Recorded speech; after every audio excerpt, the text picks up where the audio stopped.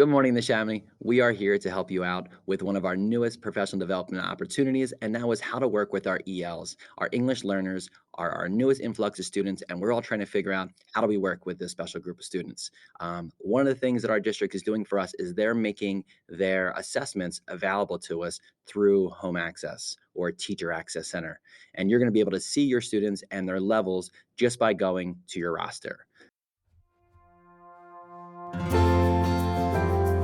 So when you look at your class roster, you're now going to notice that you have a yellow triangle with a document right next to it. That yellow triangle just brings up a prompt. When you click on this, it just says that your student has ELD services. When you close that, what you really want to click on is the document next to it. And there's two different documents that you could see. There's one that says Access, and there's another one that says Screener.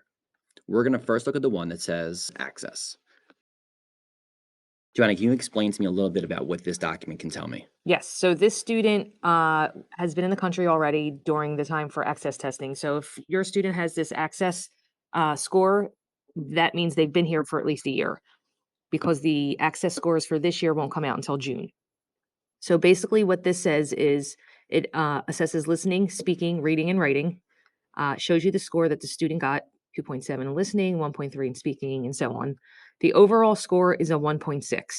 So when you look at the bottom, it gives you kind of a brief understanding of the candidate descriptors, not as specific as the ones on the WIDA website. So if this student has a 2.7 in listening, then the proficiency level is within a 2. They can identify main topics. They can follow short oral directions, sort facts and opinions stated orally.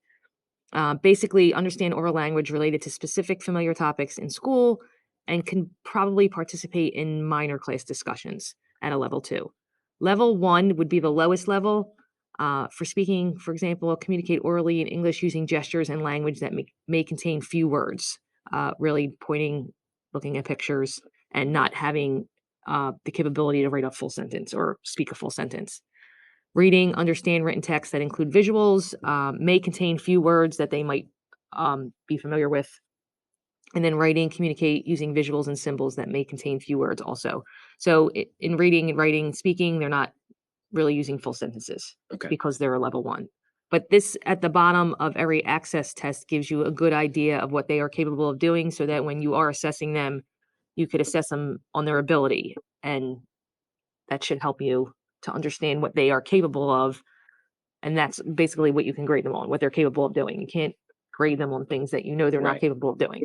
Now, this is a short summary and a couple things, but the more in-depth descriptions come from the WIDA website. And this document here is what we found on WIDA website. And we're going to make sure that it's in our professional development course so everyone can access it. But this one, if I was going to go here just for a 1 or a 2, you can see that they give you a lot more specific examples. And here are those categories again: listening and speaking, reading, writing. When you continue down, you can see, and you were telling me about, there was one about arguing.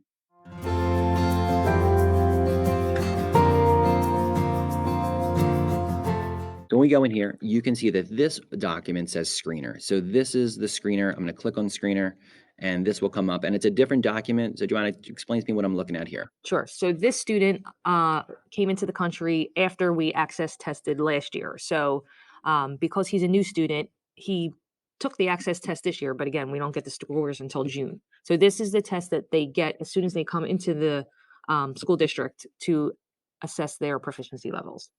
So it's still the same thing. You still assess listening, speaking, reading, and writing. The test is probably a much more shortened version of the access test, but it still gives you an overall score of what the student is capable of. So in this case, the student is a 1.5. This one does not have the can-do descriptors on it, but you could refer back to the ones on the WIDA website just to get a general idea of what they're capable of.